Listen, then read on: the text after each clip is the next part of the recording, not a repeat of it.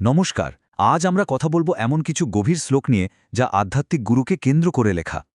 এই শ্লোকগুলো আসলে আমাদের বুঝতে সাহায্য করে যে গুরু শিষ্য সম্পর্কের আসল ভিত্তিটা কী, আর আধ্যাত্মিক পথে একজন গুরুর ভূমিকা ঠিক কতটা জরুরি। শুরুতেই এই অসাধারণ কথাটা দেখুন, যা এই আলোচনার মূল সুরটা বেঁধে দিচ্ছে।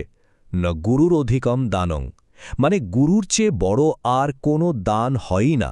ভাবুন তো, এই একটা লাইনে কিন্তু বুঝিয়ে দিচ্ছে গুরুর গুরুত্ব ঠিক কোন পর্যায়ে। তো চলুন আমাদের প্রথম আলোচনা শুরু করা যাক, গুরুর মহিমা।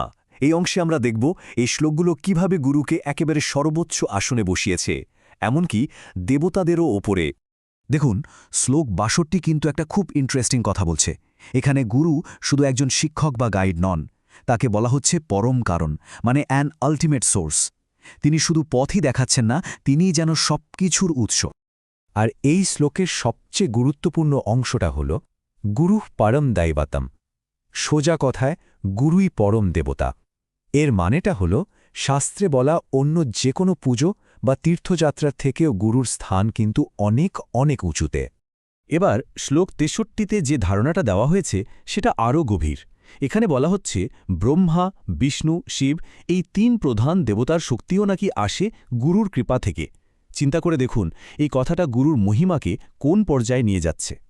আচ্ছা, গুরুকে তো সর্বোচ্চ আসনে রাখা হলো, কিন্তু একজন শিষ্যের কি করণীয়, তার আচরণ বা চিন্তা ভাবনা কেমন হওয়া উচিত?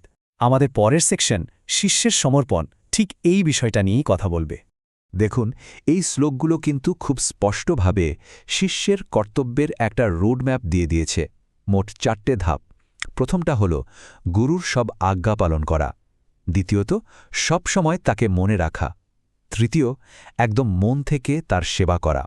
আর চতুর্থ এবং সবচেয়ে গুরুত্বপূর্ণ, নিজের সবকিছু তার কাছে অর্পণ করে দেওয়া। আর এই যে শেষ ধাপটা, মানে সর্বস্ব অর্পণ, শ্লোক ৭৬ একেই বলছে সনাতন ধর্ম। মানে এটাই নাকি শাশ্বত কর্তব্য। নিজের শরীর, নিজের সম্পদ, এমনকি নিজের জীবন, সবকিছু বিনা প্রশ্নে গুরুর জন্য উৎসর্গ করা। কিন্তু এত ভক্তি, এত সমর্পণের পর কি হবে? এর ফল কি?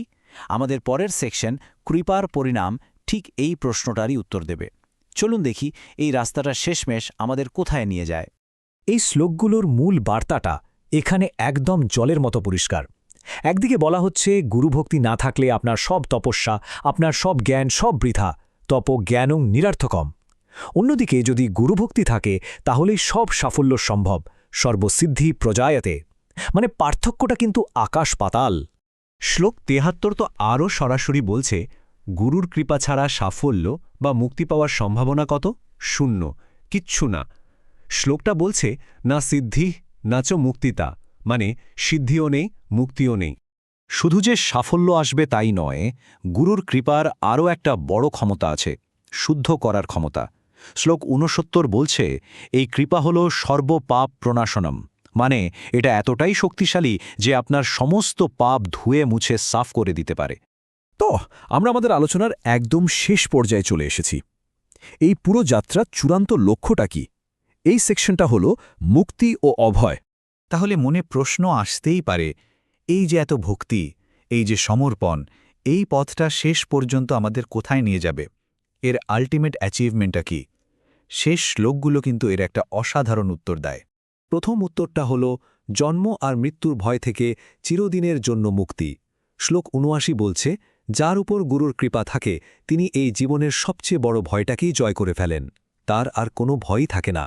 মানে শ্লোক ৭৯ আর ৮০তে যা যা প্রতিশ্রুতির কথা বলা হয়েছে সেগুলোকে যদি আমরা এক জায়গায় করি তাহলে কি দাঁড়ায়?